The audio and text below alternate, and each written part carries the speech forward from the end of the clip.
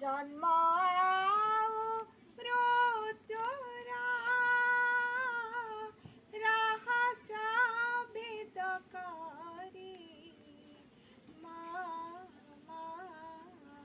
ଦିବ୍ୟ ସ୍ୱରୂପ ଛାଡ଼ି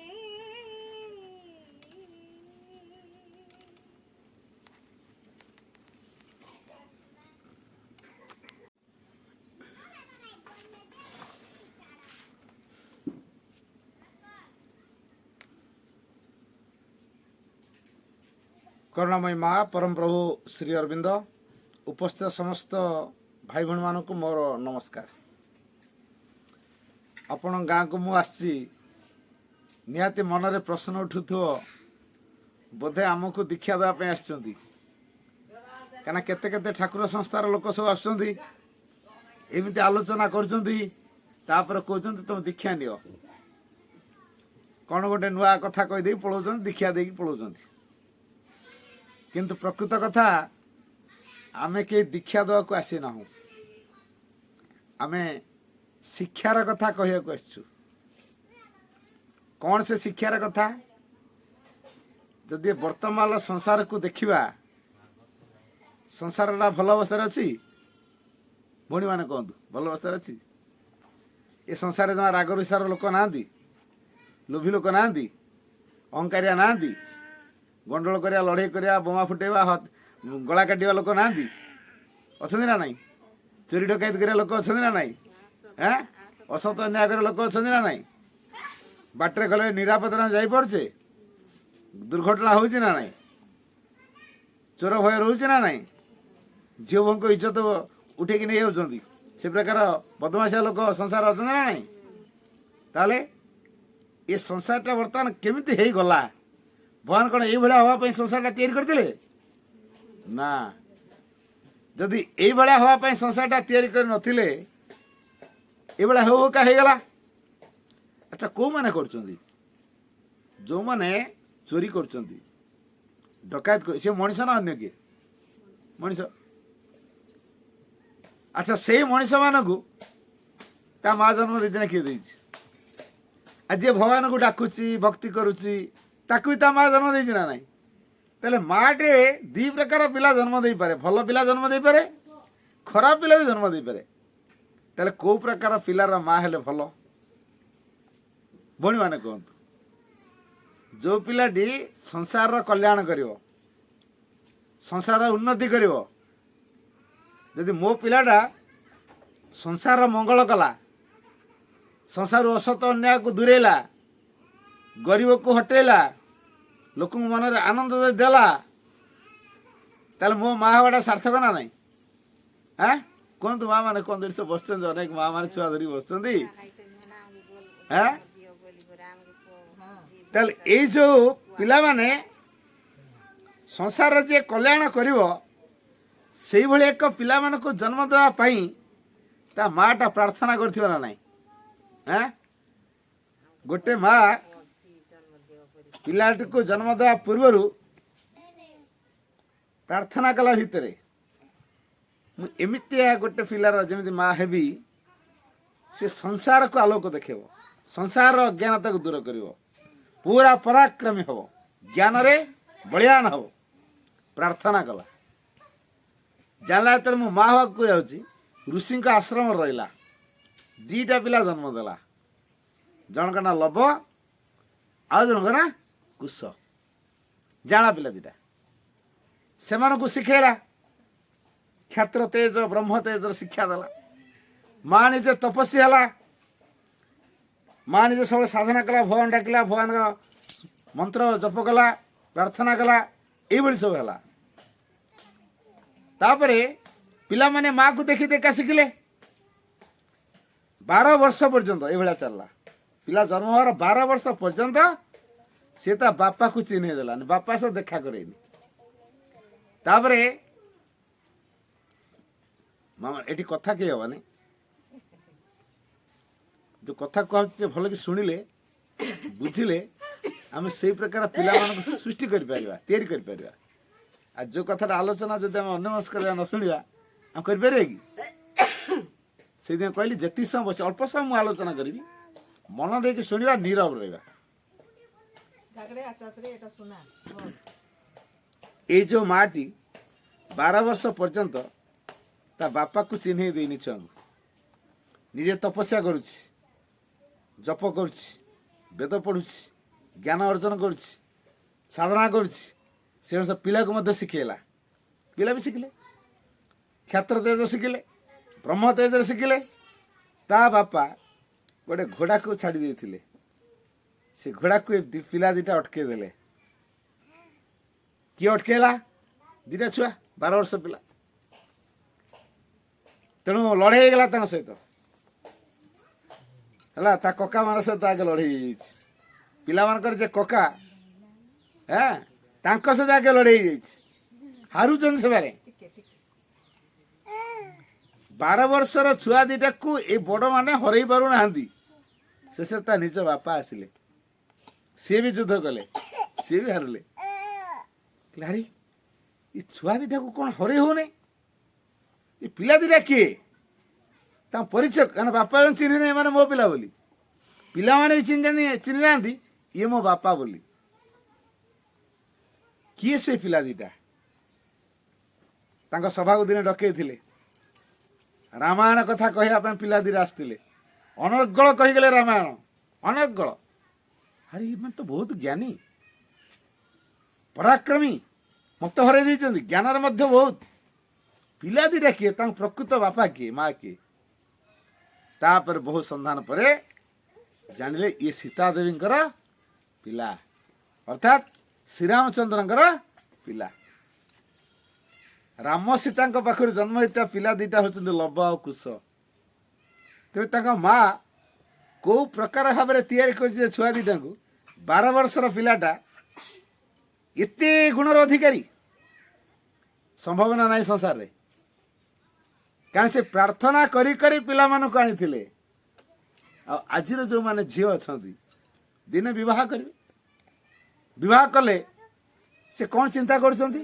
ଝିଅମାନେ ବାହା ତ ହେବି, ଗୋଟେ ଧନୀ ଘରକୁ ବାହା ହେବି, ଯାହା ପାଖରେ ବହୁତ ପଇସା ଥିବ, ମୋର ଯାହା ଦରକାର ଗହଣା ଗାଣ୍ଠି, ଟଙ୍କା ପଇସା, ଜମି ବାଡ଼ି, ଘର ଦ୍ୱାର, ଆଉ ମୋ ଛୁଆ ଯେଉଁ ଜନ୍ମ ହେବେ ତାଙ୍କ ଲାଳନ ପାଳନ, ତାଙ୍କ ପାଠ ପଢ଼ାପଢ଼ି, ପଇସା ପତ୍ର ଯଦି ଅଭାବ ନଥିବ, ପୁରା ଧନୀ ଘର ପିଲାକୁ ବାହା ହେବି, ହେଲା। ତାପରେ ଧନର ଅଭାବ ରହିବନି। ତେଣୁ ଅୟେଶ ଆରାମ ବିଳାସ ଯେମିତି କରିପାରିବି, ଏଇଭଳି ଭାବନାରେ ଝିଅମାନେ ରହୁଛନ୍ତି, ହେଲା। ତେଣୁ କେଉଁ ପ୍ରକାର ମୁଁ ପାଠଶାଠ ପଢ଼ିଲେ ସେଇଭଳିଆ ପିଲାଟେ ମୋତେ ମିଳିବ। ଛୁଆମାନେ ଆଜିକାଲି ସେଇ ପ୍ରକାର ପାଠ ପଢ଼ୁଛନ୍ତି, କାରଣ ଅଧିକ ରୋଜଗାର କେମିତି କରିହେବ। ଛୁଆମାନେ ଆଜିକାଲି ସେଇ ପ୍ରକାର ପାଠ ପଢ଼ିଲେ, ବଡ଼ ବଡ଼ ଚାକିରି କଲେ, ବହୁତ ପଇସା ଆସିବ, ଜୀବନକୁ ବେଶ ଅୟେଶ ଆରାମ ଭିତରେ କଟେଇ ପାରିବେ। ହେଲେ ତାଙ୍କ ପିଲାଟା କ'ଣ ହବ? ସେଇଟା ଠିକ୍ ରହିପାରିବ କି? ସେଇ ପିଲାଟା ଠିକ୍ ହେଇପାରିବନି। ଯେହେତୁ ମା ମନରେ ଅଛି ଅଧିକ ଟଙ୍କା ରୋଜଗାର କରିପାରିଲା ଭଳିଆ ପିଲା, ମୁଁ ରୋଜଗାର କଲା ଭଳିଆ ପିଲାକୁ ଜନ୍ମ ଦେବି, ମୋ ପିଲା ଭଲ ପାଠ ପଢ଼ିବ, ପାଠୁଆ ପିଲାଟେ ଯେମିତି ଜନ୍ମ ହେବ, ବଡ଼ ଚାକିରି ଯେମିତି କରିବ, ସେଇଭଳିଆ ପିଲା ମୁଁ ଜନ୍ମ ଦେବି। ମା ଚିନ୍ତା କରୁଛି ଭଲ ପାଠୁଆ, ଭଲ ଅର୍ଥ ରୋଜଗାର କରୁଥିବା, ଟଙ୍କା ରୋଜଗାର କରୁଥିବା ପିଲା। ସିଏ ତ କେବେ ଚିନ୍ତା କରୁନି ମୋ ପିଲା ଭଗବାନଙ୍କୁ ଭକ୍ତି କରୁଥିବ ହନୁମାନ ଭଳିଆ। କେହି ଚାହୁଁଛନ୍ତି ହନୁମାନ ଭଳି ଭଗବାନ ଶ୍ରୀରାମଙ୍କୁ ଭକ୍ତି କରୁଥିବା ପିଲା ମୋର ଦରକାର? କେହି ଚାହୁଁଛନ୍ତି? ପ୍ରହ୍ଲାଦ ଭଳିଆ ଭକ୍ତ ପିଲା ମୋର ଦରକାର? କେହି ଚାହୁଁଛନ୍ତି? କେହି ମା ଚାହୁଁଛନ୍ତି ମୋର କୃଷ୍ଣ ଭଳିଆ ପିଲା ଦରକାର, ମୋର ଶ୍ରୀରାମଚନ୍ଦ୍ରଙ୍କ ଭଳିଆ ପିଲା ଦରକାର? ଶ୍ରୀରାମଚନ୍ଦ୍ର ହେଇକି ସେ ରାବଣକୁ ମାରିବ, କୃଷ୍ଣ ହେଇ ସେ କଂସକୁ ମାରିବ। କୋଉ ମା ପ୍ରାର୍ଥନା କରି କହୁଛି ମୋର କୃଷ୍ଣ ଭଳିଆ ପିଲା ଦରକାର? କହୁଛ ତ? ଆଚ୍ଛା, ବଢ଼ିଆ ବଢ଼ିଆ, ହବ। ତାହେଲେ ମାଙ୍କୁ ପ୍ରାର୍ଥନା କଲେ ହବ, ନିଶ୍ଚୟ ହବ, ନିଶ୍ଚୟ ହବ। ଯଦି ଜଣେ ମା ଚାହୁଁଛି ମୋର କୃଷ୍ଣ ଭଳିଆ ପିଲାଟା ହଉ, ସେ ପିଲା ନିଶ୍ଚିତ ଦିନେ ପ୍ରାର୍ଥନାରେ ଆସିବ, ନିଶ୍ଚିତ ତା ଭିତରେ ସେ ପ୍ରଭାବ ରହିବ। ଯେଉଁ ମା ଜନ୍ମ ଦେବା ପୂର୍ବରୁ ସେ ପ୍ରାର୍ଥନା କରିଛି ମୋର କୃଷ୍ଣ ଭଳିଆ ପିଲା ଦରକାର, ତା ପିଲା ଭିତରେ ନିଶ୍ଚିତ ସେ ପ୍ରଭାବ ଆସିବ, ହେଲା। ଏଇ ମା ଯେତେବେଳେ ଥିଲେ ପଣ୍ଡିଚେରୀ ଆଶ୍ରମରେ, ଜଣେ ଝିଅ ସେ ଯେ ମାଆଙ୍କୁ ଦେଖା କରେ, ବିବାହ କରିଛି ନୂଆ ନୂଆ, ଯାଇ ମାଆଙ୍କୁ କହେ ଯେ ମା ତ ବିବାହ କରିଛି, କେଉଁ ପ୍ରକାର ପ୍ରସ୍ତୁତି ମୁଁ ରହିବି। ତାଙ୍କ ଘରେ ଦୁଇଟା ଜାଁଳା ଛୁଆର ଛବି ରଖିଛି ହେଲା। ସେ ଜାଁଳା ଛୁଆର ଛବି ଦୁଇଟାକୁ ସବୁ ମୁହୂର୍ତ୍ତରେ ଦେଖୁଛି, ପୁରା ଡଉଲ ଡାଉଲ ହେଇଛନ୍ତି। ଭିତରେ ଭିତରେ ପ୍ରାର୍ଥନା କରୁଛି, ମୋର ଏଇଭଳିଆ ଛୁଆ, ଫଟୋରେ ଯେମିତି ଜାଁଳା ଛୁଆର ଛବି ଦେଖୁଛି, ପ୍ରାର୍ଥନା କରୁଛି ମୋର ସେଇଭଳିଆ ଛୁଆ ହୁଅନ୍ତୁ ହେଲା। ତାପରେ ମାଙ୍କ ପାଖକୁ ଯାଏ, ଆଶୀର୍ବାଦ ମାଙ୍କର ଆଣେ। ତାପରେ ଶେଷରେ ତାର ଦୁଇଟା ଛୁଆ ଜନ୍ମ ହେଲେ। ପ୍ରାର୍ଥନା କରୁଛି ନା, ଶୋଇଲା ବେଳେ ପୁଣି ଉଠିଲା ବେଳେ ପ୍ରାର୍ଥନା ଚାଲିଛି ହେଲା। ତାର ବି ଦୁଇଟା ଛୁଆ ଜନ୍ମ ହେଲେ। ପୁରା ସେ ଯେଉଁ ଫଟୋଟା ଯେମିତି ଜାଁଳା ଛୁଆ, ଠିକ୍ ଏ ଛୁଆ ଦୁଇଟା ଠିକ୍ ସେଇଆ ହେଇଛନ୍ତି। ଛୁଆ ଦୁଇଟାକୁ ଧରିକି ସେ ମାଙ୍କ ପାଖକୁ ଯାଇଥିଲା, ମା ତମେ ତା ନାଁ ଦିଅ। ମା ଦେଖିଲେ ଏ ପିଲା ତା ମା ସହିତ ମିଶୁନି ହେଲା, ତା ମା ସହିତ ମିଶୁନି, କ'ଣ ସିକ୍ରେଟ୍ ୟାର ଅଛି। ପଚାରିଲେ, କହିଲେ ମା ମୋ ବେଡ଼ରୁମ୍ରେ ଯେଉଁ ଶୋଇବା ଘରେ ମୁଁ ଗୋଟେ ଛବି ରଖିଛି। ସେ ଛବିରେ ଦୁଇଟା ଜାଁଳା ଛୁଆର ଛବି ଅଛି। ମୁଁ ସେଇ ଛବିକୁ ପ୍ରାର୍ଥନା କରିଥିଲି, ଦେଖ ଠିକ୍ ସେଇ ଛୁଆ ହେଇଛନ୍ତି। ମାଙ୍କୁ ଦେଖେଇଲା, ଦେଖ ପ୍ରାର୍ଥନା। ମାତୃଗର୍ଭରେ ଥିଲାବେଳେ ମାଟା ଯେଉଁ ପ୍ରକାର ପ୍ରାର୍ଥନା କରିଥିବ, ପିଲା ମୋର ସେଇ ପ୍ରକାର ହୁଅନ୍ତୁ ବୋଲି, ସେଇ କଥା ନିଶ୍ଚିତ ହେଇଯିବ। ମା ମାନେ ଯଦି ମୋବାଇଲରେ ଗୀତ ଦେଖୁଥିବେ, ନାଚ ଦେଖୁଥିବେ, ତା ଛୁଆଟା ଜନ୍ମ ହେଲେ ମୋବାଇଲ ଦେଖିବ ନା ନାହିଁ, ନାଚିବ ନା ନାହିଁ। ବାହାଘର ଡେଟ୍ ଯାଉଥିବ କି ଗୋଟେ ଠାକୁର ମେଢ଼ ଯାଉଥିବ, ଛୁଆଙ୍କୁ ଘରେ ଆପଣ କଣ୍ଟ୍ରୋଲ କରି ରଖିପାରିବେନି। ସେ ଟାଣି ଘିଞ୍ଚି ହେଇକି କହିବେ ଆମେ ଯିବୁ। ଟିକେ ଟିକେ ଛୁଆଗୁଡ଼ା ଯାଇ ନାଚୁଥିବେ ରାସ୍ତାରେ, ଡିଜେ ସାମ୍ନାରେ। କୋଉଠି ଶିଖିଲା ଏ ନାଚ? ହଁ, କ'ଣ ନାଚ କ୍ଲାସକୁ ଯାଇକି ପାଠ ପଢ଼ିକି ଯାଇଥିଲା ଏଇ ଟିକି ଛୁଆ? ନାଚ କୋଉଠି ଶିଖିଲା? ତା ମା ମୋବାଇଲରେ ନାଚ ଦେଖିଛି ଜନ୍ମ ଦେବା ପୂର୍ବରୁ, ଗର୍ଭରେ ଥିଲାବେଳେ। ଛୁଆ ସେ ଗର୍ଭ ଭିତରୁ ଶିଖିକି ଆସିଛି, ଜାଣି ହେଉଛି ତ। ଯଦି ଛୁଆ ଆସେ ନା ନାହିଁ, ଯଦି ମାଟା ସେଇ ସମୟରେ ରାଗିକି ଖାଲି ଗର ଗର ଗର ଗର ହେଉଥିବ, ତା ବାପାଟା ତାକୁ ଭଲ ବ୍ୟବହାର ଦେଖଉନି, ମଦ ପିଇ ଦେଇକି ଆସି ବାଡ଼ଉଛି କି କ'ଣ କରୁଛି, ଖାଲି ଗର ଗର ଗର ଗର ହେଉଥିବ, ଶାଶୁକୁ ଭଲ କି ପଚାରୁ ନଥିବ, ତା ଘର ଲୋକ କାହାରିକି ସେ ଭଲ ପାଉ, କାରଣ ସେ ମାଡ଼ ଖାଉଛି ଡେଲି, ରାଗ ତମ ତମ ହେଉଛି। ସିଏ ଯେହେତୁ ରାଗ ତମ ତମ ଭିତରେ ରହୁଛି, ତା ଛୁଆଟା ଜନ୍ମ ହେଲେ ରାଗି ପିଲାଟା ହବ ନା ଶାନ୍ତ ପିଲା ହବ? ରାଗି ପିଲା ହବ।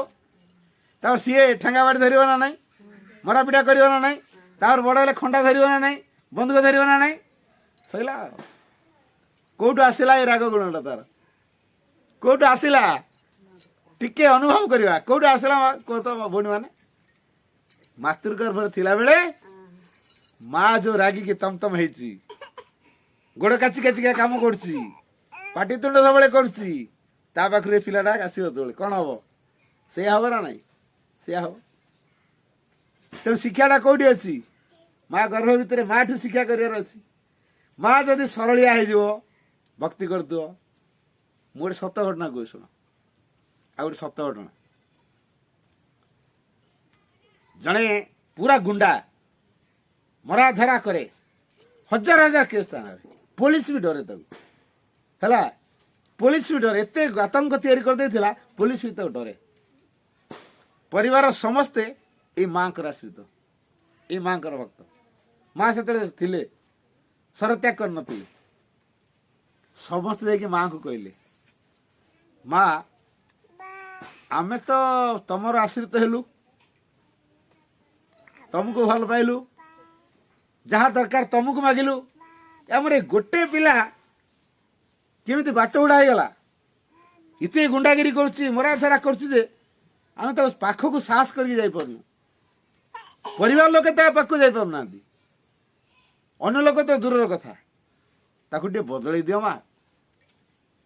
ପରିବାର ଲୋକେ ଏଇ ମାଙ୍କ ପାଖରେ ପ୍ରାର୍ଥନା କଲେ। ମା କହିଲେ, ଯେହେତୁ ପରିବାର ସମସ୍ତେ ଗୋଟେ ପିଲାର ପରିବର୍ତ୍ତନ ପାଇଁ ପ୍ରାର୍ଥନା କଲେଣି, କିଛି ଗୋଟେ କରିବା ହେଲା। ସେଠୁ ସେ ପିଲା ଭିତରେ ପ୍ରଭାବ ଦେଲେ, ପିଲାର ଭିତରେ ଗୋଟେ କ୍ରିୟା ଆରମ୍ଭ ହେଲା। ତା ଭିତରେ ଭାବନା ଆସିଲା, ମୋତେ ମରାଧରା ଗୁଣ୍ଡାଗିରିଆ ଭଲ ଲାଗୁନି, ଗୋଟେ ନୂଆ ଜୀବନ ବଞ୍ଚିବା ଏଥର। ଯାହା ହେଇଗଲା ହେଇଗଲା ହେଲା, ଯାହା ହବା କଥା ହେଇଗଲା। ହେଲେ ଭଲ ପିଲା ହବାକୁ ହେଲେ ଏଇ ମାର ଆଶୀର୍ବାଦ ଦରକାର।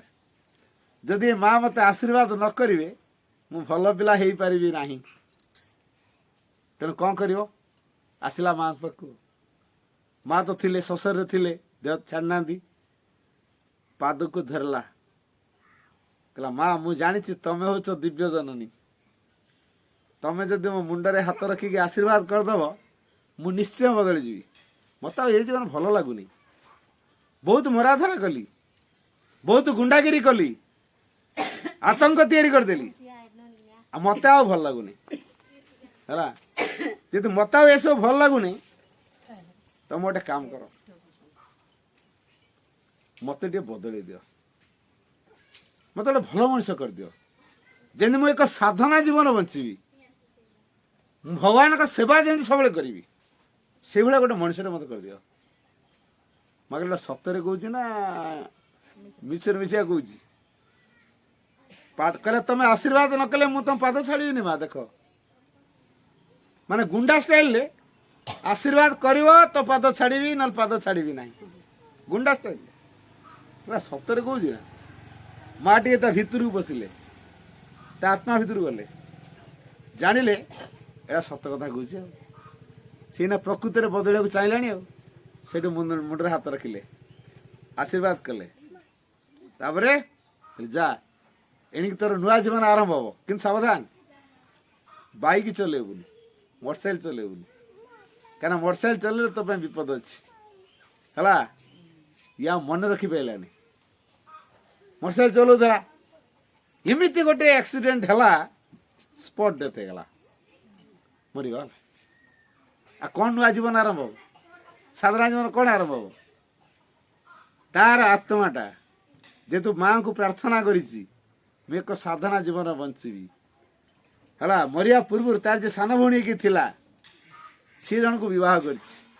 ସାନ ଭଉଣୀଟା ସିଏ ଯାହାକୁ ବିବାହ କରିଛି, ନୂଆ ନୂଆ ବାହା ହେଇଛି, ସିଏ ଚିନ୍ତା କରିଛି ମୁଁ ଯାଇତାଇ ପିଲାର ମା ହେବାକୁ ଚାହେଁ ନା। ମା ମତେ ଏମିତି ଗୋଟିଏ ପିଲାର ମା ହେବାକୁ ଚାହେଁ ଯେ କି ଜୀବନ ସାରା ତମ ସେବା କରିବ, ମତେ ସେଇଭଳିଆ ପିଲାଟେ ଦିଅ। ତା ଭାଇର ଆତ୍ମା କ'ଣ ଚାହିଁଛି? ମୁଁ ଏକ ନୂଆ ଜୀବନ ବଞ୍ଚିବି, ସେଇଭଳିଆ ଗୋଟେ ମାତୃ ଗର୍ଭ ଦିଅ ଯାହା କୋଳରେ ମୁଁ ସ୍ଥାନ ପାଇବି। ଭଉଣୀ କ'ଣ ଚାହୁଁଛି? ମୁଁ ଏମିତିଆ ଗୋଟେ ପିଲାର ମା ହେବି ଯେ କି ଜୀବନ ସାରା ତମ ସେବା କରିବ। ବୁଝିହଉଛି? ସେଠି ସମ୍ପର୍କ ଆତ୍ମା ଠହରେଇଲାନି। ଇଏ ମୋ ଭାଇ, ଇଏ ମୋ ଭଉଣୀ, ସମ୍ପର୍କ ଠହରିଲା କି? ଠହରିଲାନି। ଭାଇର ଆତ୍ମା ଭଉଣୀ ଗର୍ଭରେ ସ୍ଥାନ ପାଇଗଲା, ଭଉଣୀ ଗର୍ଭରେ ପଶିଗଲା। ବର୍ତ୍ତମାନ ଧୀରେ ଧୀରେ ବଢ଼ିବାକୁ ଆରମ୍ଭ କଲା ଗର୍ଭ ଭିତରେ। ଇଏ ଜାଣିଲା ମୁଁ ବର୍ତ୍ତମାନ ମା ହେବାକୁ ଯାଉଛି। ଏଇ ମାଆଙ୍କ ପାଖରେ ଆସି ପହଞ୍ଚିଲା, କହିଲା ମା ମୁଁ ଏଣିକି ମା ହେବାକୁ ଯାଉଛି, କେଉଁ ପ୍ରକାର ପ୍ରସ୍ତୁତି ରହିବ ମୋର କୁହ। ସବୁବେଳେ ମା ତା ଭଉଣୀକୁ ବତେଇ ଚାଲିଲେ। ଝିଅଟି ଅତି ସୁନ୍ଦର ଭାବରେ ମାଆଙ୍କ କଥାକୁ ଅନୁସରଣ କଲା। ମା ଯାହା ଯାହା କହନ୍ତି ତାକୁ ପାଳନ କଲା। ଶେଷରେ ପିଲାଟିଏ ଜନ୍ମ ହେଲା। ଯେହେତୁ ମାଆଙ୍କ ଆଶୀର୍ବାଦରୁ ପିଲାଟା ହେଇଛି, ମାଆଙ୍କ ପ୍ରଭାବରେ ସେ ତିଆରି ହେଇଛି, ତେଣୁ ପ୍ରଥମେ ଆଣିକି ପିଲାକୁ ମାଆଙ୍କ ପାଖରେ ନିବେଦନ କଲା। କହିଲେ ପିଲାର ନାଁ ତମେ ଦବ ମା, ଇଏ ତମର ମୋର ନୁହଁ, ମୁଁ ଖାଲି ଆଣିଛି ସଂସାରକୁ। କହିଲେ କ'ଣ ତା ନାଁଟା ଦେବି? ସେଇ ଆତ୍ମାଟା ଆସିଛି, ଆଉ କ'ଣ ତା ନାଁ ଦେବି? କୋଉ ଆତ୍ମାଟା ଆସିଛି? ମା ଦେଖି ଜାଣିବେ ତା ଭାଇର ଆତ୍ମାଟା ୟା ପାଖକୁ ଆସିଛି, ସେଇ ଆତ୍ମାଟା ଆସିଛି, କ'ଣ ଆଉ ତା ନାଁ ଦେବି? ସେଇ ଆତ୍ମା ନାଁ ରଖିଦେଲେ ହେଲା, ସେଇ ଆତ୍ମା ନାଁ ରଖିଦେଲେ ହେଲା। ସେଇ ଲୋକ ବର୍ତ୍ତମାନ ଅଛନ୍ତି, ସେଇ ବ୍ୟକ୍ତି ଏବେ ବି ଅଛନ୍ତି, ମରିନାହାନ୍ତି ହେଲା। ମାଆଙ୍କ ସେବା କରୁଛନ୍ତି, ଆଶ୍ରମରେ ରହି ମାଆଙ୍କ ସେବା କରୁଛନ୍ତି ଜୀବନ ସାରା। ମାଆଙ୍କ ସେବାରେ ଜଣେ ସାଇଣ୍ଟିଷ୍ଟ ଚାହିଁଥିଲେ କୋଟି କୋଟି ଟଙ୍କା ଇନକମ୍ କରିପାରିଥାନ୍ତି ଜୀବନରେ, ତାକୁ ତୁଚ୍ଛ କରିଦେଇ ମାଆଙ୍କ ସେବାରେ କାହିଁ ଲାଗିଛନ୍ତି? ତାର ସୋଲ୍ ପ୍ରାର୍ଥନା କରିଥିଲା, ତା ଆତ୍ମା ପ୍ରାର୍ଥନା କରିଥିଲା ଜୀବନଟା କୋଉ କାମ ଲଗେଇବ ବୋଲି? ଭଗବାନଙ୍କ ସେବା କାର୍ଯ୍ୟ ଲଗେଇବ ବୋଲି। ଆମେ ଏମାନେ ସବୁ ବୁଲୁଛୁ ପାଶ୍ଚର କାମରେ, ମାଆଙ୍କ କଥା କହି ଯାଉଛୁ। କାରଣ କ'ଣ? ଆମ ଆତ୍ମା କେହି ପ୍ରାର୍ଥନା କରିଛି ଯେ ଭଗବାନଙ୍କ ସେବା କରିବୁ। ତେଣୁ ଏମିତି ଲୋକଙ୍କ ପାଖରେ ଭଗବାନଙ୍କର କଥା କହିବୁ, ନିଜେ ଆନନ୍ଦ ପାଇବୁ, ଅନ୍ୟମାନଙ୍କୁ ଆନନ୍ଦ ବାଣ୍ଟିବୁ। ସମସ୍ତେ ଭଗବାନଙ୍କର ମାଆଙ୍କର ଆଶ୍ରିତ ହେବେ, ମାଆଙ୍କୁ ସମସ୍ତେ ଡାକିବେ, ସଂସାର ଦୁଃଖକୁ ଦୂର କରିବାରେ ସାହାଯ୍ୟ କରିବେ। ସଂସାରକୁ ପରିବର୍ତ୍ତନ କରିବାରେ ସାହାଯ୍ୟ କରିବେ। ଏଇ ଭାବନାକୁ ନେଇକି ଆମେ ଆପଣମାନଙ୍କ ପାଖକୁ ଆସିଛୁ। ତେଣୁ ଆମେ ଖୁସି ପାଉଛୁ, ଖୁସିଟା ବାଣ୍ଟିବାକୁ ଚାହୁଁଛୁ। ଦୀକ୍ଷା ଦେବାକୁ ଆସିନୁ, ଶିକ୍ଷାଗତ କଥା କହିବାକୁ ଚାହୁଁଛୁ। ଆଚ୍ଛା, ଯେଉଁ ପରିବାରରେ ଜଣେ ଗୃହିଣୀ ଭଗବାନଙ୍କୁ ଡାକୁଛି, ମାଆଙ୍କୁ ଡାକୁଛି, ଏଇ ମାଆଙ୍କୁ ଡାକୁଛି, ବଦଳେଇବାଟା କେବଳ ଏଇ ମାଆଙ୍କ ଦ୍ୱାରା ହବ, ଆଉ କାହା ଦ୍ୱାରା ହବନି ଭଉଣୀ ମାନେ। ବଦଳେଇବାଟା କେବଳ ଏଇ ମା ଦ୍ୱାରା ହବ, ଆଉ କେହି ବଦଳେଇ ପାରିବେନି। ଆମେ ଯେତେ ଖରାପ ହେଇଥାଉ ଦୁଃଖ କରିବାର କିଛି କାରଣ ନାହିଁ। କାହିଁକି? କାରଣ ଏମିତିଆ ଜଣେ ମାଆଙ୍କୁ ଆମେ ଏବେ ପାଇଛୁ, ଯେଉଁ ମା ସେ କେବେ ତା ପିଲାର ଦୋଷ ଦେଖେନି, କେବେ ଦୋଷ ଦେଖେନି, ଯେ ତା ଭିତର ସମ୍ଭାବନାକୁ ଦେଖେ। ତ ଯେଉଁ ମା ପିଲାର ଦୋଷ ଦେଖେନି, ସମ୍ଭାବନା ଦେଖେ, ତାକୁ କୋଳେଇ ନିଏ, ତାର ହଜାରେ ତ୍ରୁଟି ଥିଲେ ବି ଯେ ଆପଣେଇ ନିଏ, ଇଏ ହେଉଛନ୍ତି ସେଇ ମା ଯାହାର ଆଶୀର୍ବାଦରେ ସବୁକିଛି ପରିବର୍ତ୍ତନ ହେଇଯିବ, ସବୁକିଛି ପରିବର୍ତ୍ତନ ହେଇଯିବ। ଯଦି ମାଆଙ୍କର ଆଶୀର୍ବାଦ ରହିଗଲା ସବୁ ବଦଳିଯିବ। ଆପଣ କେହି ଭାବି ପାରିବେନି କ'ଣ କ'ଣ ପରିବର୍ତ୍ତନ ହେବ। କିନ୍ତୁ ମାଆଙ୍କ ଆଶୀର୍ବାଦ ପାଇବା ପାଇଁ ଆମର କିଛି ଗୋଟେ ପ୍ରସ୍ତୁତି ଦରକାର। କ'ଣ କରିବା ଦରକାର?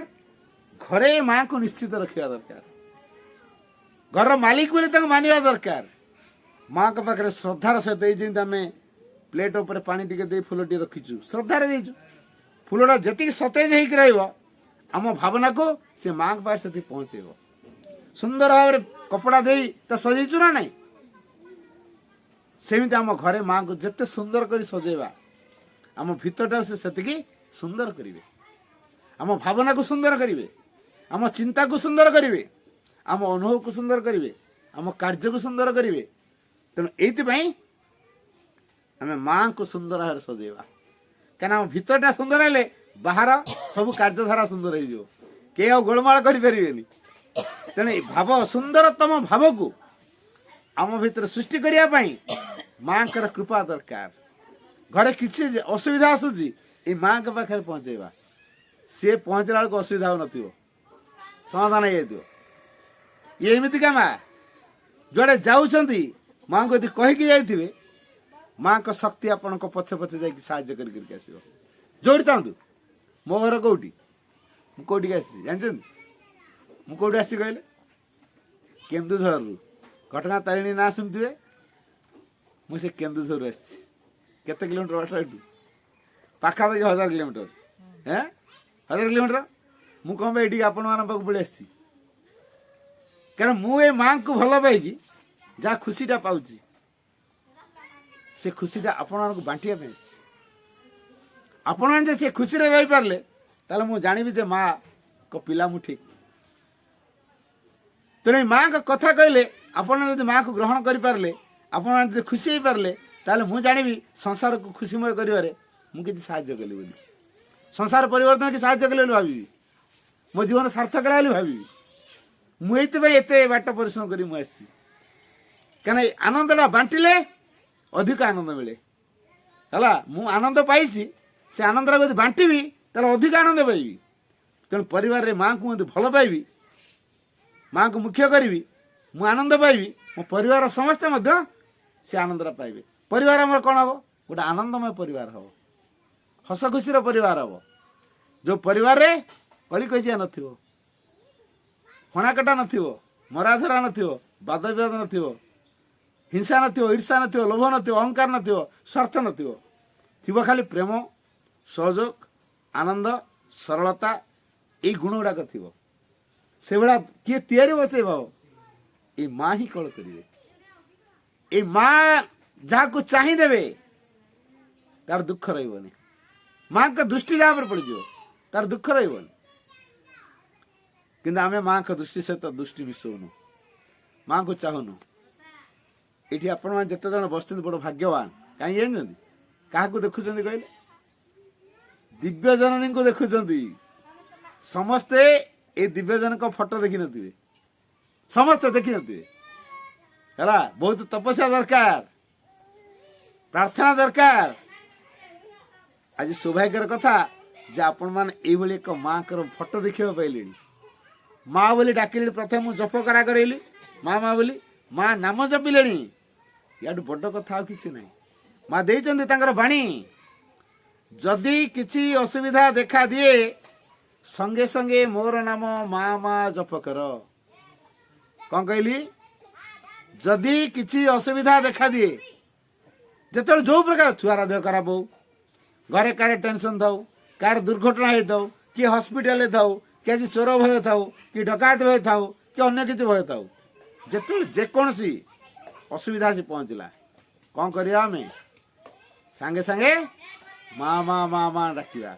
जो माँ नड़िया कदली फूल धूप चाहे ना है नड़िया कदली फूल धूप रे माँ संतुष्ट नुहति पूजारे ये माँ संतुष्ट नुहति पूजा तो चाहती नहीं आउ यही माँ आदौ पूजा चाहती नहीं आमे पूजा कर पकड़ कि माँ चाहती सी चाहती कौन मो पिला मत भल पाऊ मो पिला मो ऊपर भरोसा करू मो पिला मत सब डाकू मो पिला मो साहाय्य लड़ू मो पिला मो ऊपर पूर्ण मात्रा रे भरोसा करू यही कथा चाहती मो पिला जब मो ऊपर भरोसा कला तेल मो पिला को आदर नेबी तापर पिला मो भितर संपर्क निबिड़ हो तेणु माँ सहित संपर्क को अधिक निबिड़ करने कौन करिया आमे घरे माँ को रखिया घर मुरबी से तेणु घर जावतीय कार्य करवा कहार कार्य करवा मुरबी काम मुरबी किए माँ तेणु माँ को काम कर भावना आसो हिमालय को गेरुआ पिंधि पलैया दरकार पड़ोनी दाढ़ी जटा छाड़ा दरकार पड़े माता जी कि बाबा बाबा दरकार पड़ोनी ये घरे रहीकि जोग करिया साधना करिया घर झाड़ू करुच्ची का घर झाड़ू करुच्ची माँ को घर झाड़ू करुच्ची माँ खुशी हे केते भल कले से भावना नहीं कि आमको घर सेवा करिया पड़ो छुआ रोसई करुच्ची भाभी कौन माँ को प्रसाद बनाऊँच जो माँ को प्रसाद ए छुआ मैंने पाइले पिला मान भितर से भाई एक भावना है से माँ के प्रति श्रद्धा या से भावना रे प्रसाद बनैबी तेणु नाम जप करी करी परिवा काटुवा नाम जप करी करी झाड़ू करतुआ नाम जप करी करी बासन माजुआ नाम जप करी करी फूल सजाउतुआ नाम जप करी करी घर ओढ़ुआ सब काम जहाँ जहाँ काम करतुआ नाम जप करी करी करतुआ तापर देखिवा माँ के पाखे पाखे रही आमको साहाय्य कर जापर नुआ आम छाई आम पाखे पाखे थाए ना नहीं चलला बेले छाईटा पड़े ना नहीं पाखे पाखे थाए ना दूरे की थाए आम चलला बेले जो छाईटा पड़े है पाखे पाखे थाए ना दूर थाए ठीक माँ से भाई आम सहित छाई भाया लगी मनीष सुख चाहूँ सुख पाऊँ पाऊँ कि चाहूनी दुख पाऊँ जमीती छाई को जदि आम गोड़े धरवा को चेष्टा करवा छाई धरा दब आम दौड़ा छाई दौड़ ना नहीं आम दौड़ा छाईटा आम पच दौड़ ना नहीं ताक कौन डाकी ये अपा गले घर डाकिक आनले कौन तुम मान छाई को डाकी आन चलिक आस तुम छाई को धरिक आईच छाई घर छाड़ी आइलनि पार हम कि हेनी सेमती भगवान को जदि आम डाकिबा भगवान को जदि आम खोजा भगवान को जदि आम पाइबा चेष्टा करवा ताले कौन हम सुख छाई भाई आम पाखे पाखे जो दूरे की जीव नहीं सुख आमको छाड़ी जीव नहीं किंतु आम कौन कर भगवान को छाड़ देकी छाई पिछा दौड़ छाई धरा दब उल्टा काम कर तेणु जी संसार यही माँ को खोज सुख ता पछे पछे गोड़ पछे पछे है छाई पिछा गोड़ आम दरकार नहीं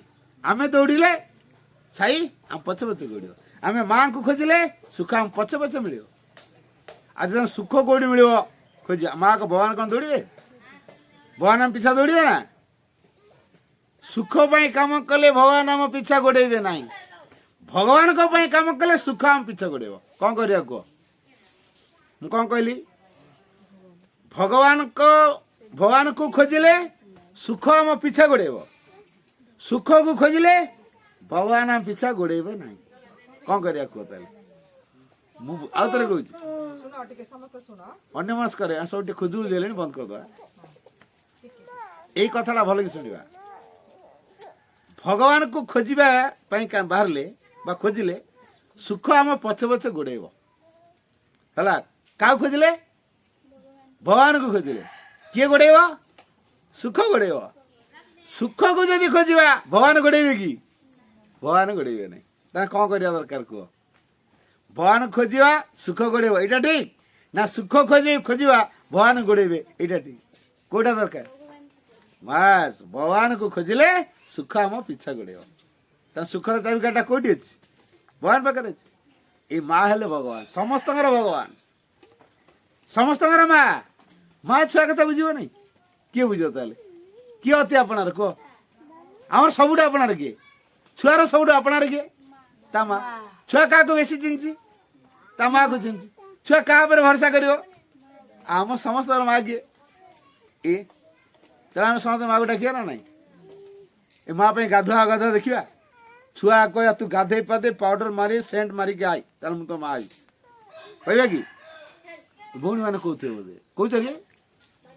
ଛୁଆ କହୁଛ ଗାଧେଇକି ସାବୁନ ପାଉଡର ମାରିକି ସେଣ୍ଟ ମାରିକି ପ୍ୟାଣ୍ଟ ସାର୍ଟ ଗଳେଇକି ଆ, ତାହେଲେ ମୁଁ ତ ମା ହେବି, ନହେଲେ ହେଇପାରିବିନି, ନହେଲେ ତ ମା ହେବିନି କହୁଛ?